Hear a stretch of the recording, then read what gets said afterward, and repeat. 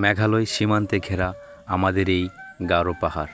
পাহাড়ের সৌন্দর্য ও স্নিগ্ধতা ছড়িয়ে আছে মানুষের হৃদয়ে। তাই তো সময় পেলে ছুটে যাই এই গারো পাহাড়ে। এই পাহাড় যেন হৃদয়ের কথা বুঝে, এই পাহাড় যেন দুঃখ বেদনা বুঝে। তাই তো উজাড় করে দেই তার সৌন্দর্য। আজকে আমরা যাচ্ছি ভারত বাংলাদেশ সীমান্ত পাহাড়গুলোতে। এখন রয়েছি রাবার বাগানে। বাগানটি অনেক জায়গা জুড়ে বিস্তৃত এবং অনেক উঁচু। রাবার বাগান থেকে রাবার ওঠানো হয়। এখন যেহেতু বর্ষাকাল, তাই এখন আর রাবার ওঠানো হচ্ছে না। হয়তোবা কিছুদিন পর থেকে আবার রাবার ওঠানো হবে। এই পাহাড়ে রয়েছে একটি রাবার সংরক্ষণের ঘর, যেখানে সমস্ত রাবারগুলো একত্রিত করে প্রসেসিং করার পর পরিষ্কার রাবার রূপান্তরিত হয়।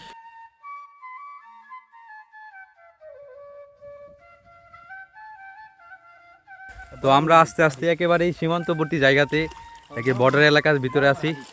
তো বর্ডারের সাথে সাথে একটি ঝোড়াটা বেশ চমৎকার। শখ ভাই এবং আলম ওনারা দুজনেই সামনে সামনে হাঁটছেন, আমরা পিছনে পিছনে আছি। তো যাই হোক, এখানকার যে পাহাড়ের যে দৃশ্যগুলি একেবারেই মনোমুগ্ধকর। উপরে হলো রাবার বাগান। রাবার বাগান আসলে মোবাইলের ভিতরে ক্যামেরাতে তেমনভাবে দেখা যায় না, অনেক উঁচু পাহাড়। তো সেই পাহাড় থেকে যদি কেউ পড়ে যায়, এই নিচে যদি কেউ পড়ে যায়, যে সোহাগ ভাই যে দেখতে পাচ্ছেন হাঁটাহাঁটি করতেছে, তো সোহাগ ভাইয়ের ওই উপর থেকে যদি সোহাগ ভাইয়ের এখানে যদি কেউ পড়ে যায়, তাহলে আসলে তাকে বাঁচানো খুব কঠিন, যেহেতু এখানে কোনো যোগাযোগ ব্যবস্থা নাই, নেটওয়ার্ক একেবারেই শূন্য। তো যাই হোক, আমরা আস্তে আস্তে একেবারেই বর্ডার এলাকা দিয়ে, বর্ডারের যে জিরো পয়েন্ট দিয়ে আমরা হাঁটছি। অনেক সুন্দর লাগছে। এখানকার যে দৃশ্যগুলোই আপনারা দেখতেই পাচ্ছেন। আপনি যে পাহাড়গুলো আপনারা দেখতেছেন, এই পাহাড়গুলো হলো এই ভারত এবং বাংলাদেশের সীমানার ভিতরে রয়েছে। আমরা রয়েছি এখন জিরো পয়েন্টে। অসাধারণ মুহূর্ত। ভাই কেমন লাগতেছে ভাই? আমাদের মোটামুটি অনেক ভালো লাগলো। এরকম জায়গা কখনো আসা হয় নাই, আজকে আসছি। আসার পরে এমন ভালো লাগছে যা বলার মতো না ভাই। এন কথা হইলো, দুই পাশে পাহাড়, ওই পাশে এক পাশে ইন্ডিয়া, এক পাশে বাংলাদেশ, এবং আমরা রয়েছি জিরো পয়েন্টে, ঝর্ণার মতো একটা পানির দৃশ্য ঝোড়া। ভাই কেমন লাগছে ভাই? অনেক অনেক ভালো লাগতেছে। এখানে পানি এত সুন্দর, ঠিক কিন্তু ঝর্ণার মতো, মানে সিলেটের জায়গা মতো এরকম লাগতেছে আমার ভাই।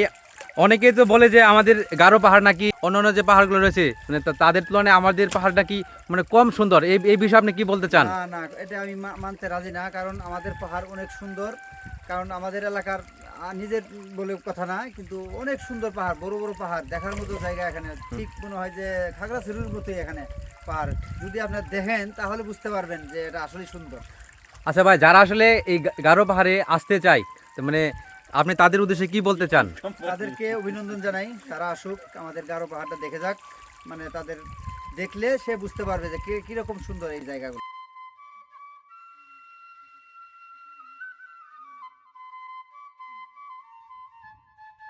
পাহাড়ে সব ধরনের ফসলের চাষ হয়। সমান জমিতে ধান এবং পাহাড়ের উঁচু জমিতে সবজি চাষ হয়। আর এই সবজিগুলো পাইকারের মাধ্যমে নিয়ে যাওয়া হয় বাংলাদেশের বিভিন্ন জায়গাতে। পাহাড়ে একটু পর পর টংঘর দেখা যায়।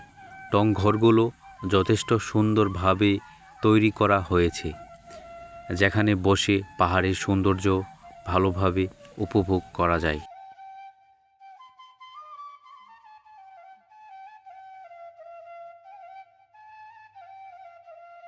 এখানে একটা ছেলে মাছ মারছে, সেই দৃশ্যটা একটু দেখায় নেই। এই যে ছেলে মাছ মারছে ইয়ের ভিতরে, সেই টাটকা মাছ। তোমার বাড়ি কোথায়? ভাবলাকুনা। ও, তুমি মুসলিম না? মুসলিম। ও, এখানে কার সাথে আসছো? আমার দাদি উঠে গরু গরু পালো নাকি? গরু পালতাম, গান নাই। মাছ কেমনে মারলে এগুলা? মাছ মারলাম বান্ধিয়া। বান্ধে তো অনেকগুলা মাছ পাইছো। যাক, ভালো। বাবুর নাম কি? হ্যাঁ, শিপন। শিপন। বাবুর নাম হলো শিপন। সে মুসলিম, এই পাহাড়ের এইদিকেই থাকে আর কি।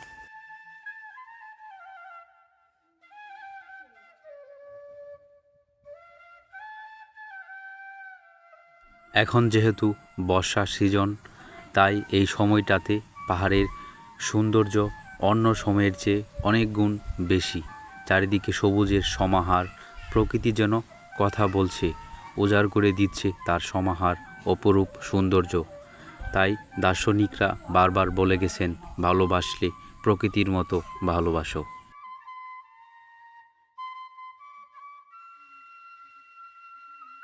পাহাড়ের সৌন্দর্যের কথা বলে শেষ করা যাবে না। প্রাকৃতিক সৌন্দর্যের লীলাভূমি এই গারো পাহাড়। তাই তো লিখেছি, প্রকৃতির কোনো তুলনা হয় না। ভিতরের নীরব ভাষা সহজেই বুঝে, ভুলিয়ে দেয় বেদনা নামক কিছু ছিল। চারিদিকে সবুজের সমাহার, মনোরম প্রাকৃতিক দৃশ্য উপভোগ করতে চলে আসুন আমাদের গারো পাহাড়ে।